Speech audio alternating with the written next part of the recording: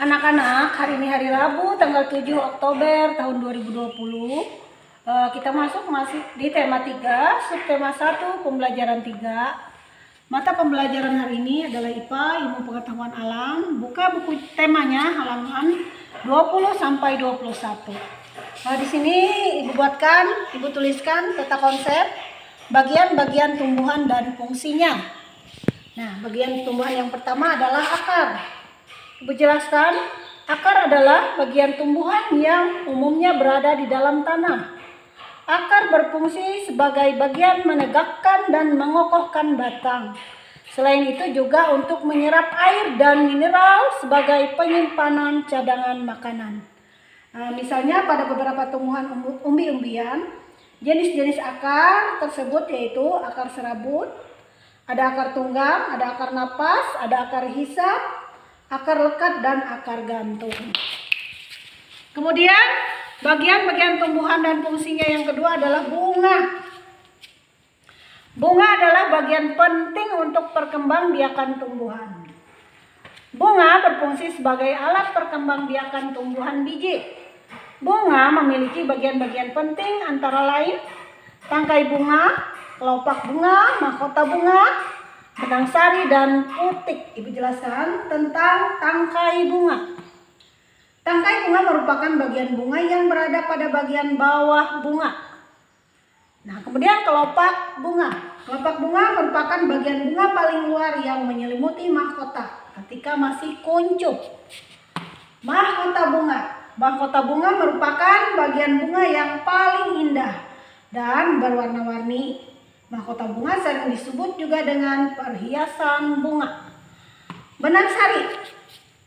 Benang sari merupakan alat kelamin jantan pada bunga dan terletak di tengah-tengah di antara pusat putik dan kelopak sekitarnya.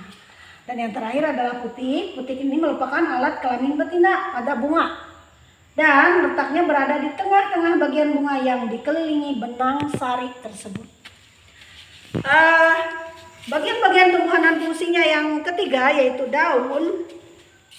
Daun merupakan salah satu bagian dari tumbuhan yang sangat penting dengan beraneka ragam bentuk, ukuran, tebal, dan warna.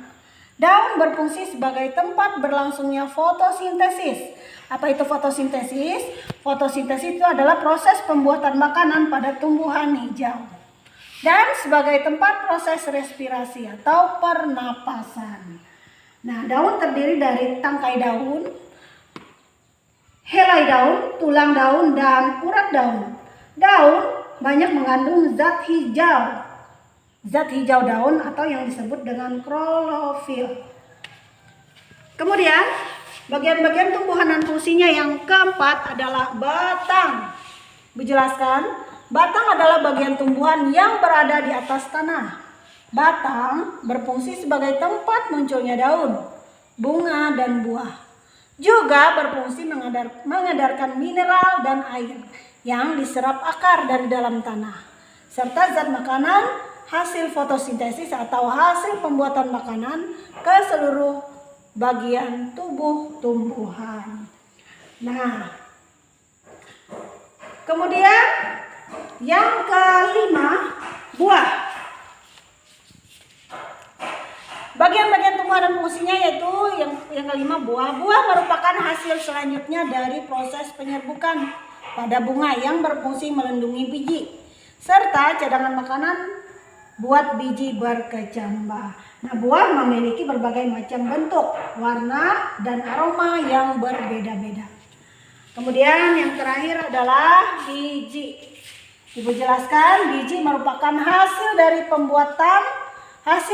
pembuahan yang terjadi akibat penyerbukan antara serbuk sari dan sel telur pada putik. Serbuk sari ini tadi adalah alat kelamin jantan dan putiknya adalah alat kelamin betina pada tumbuhan.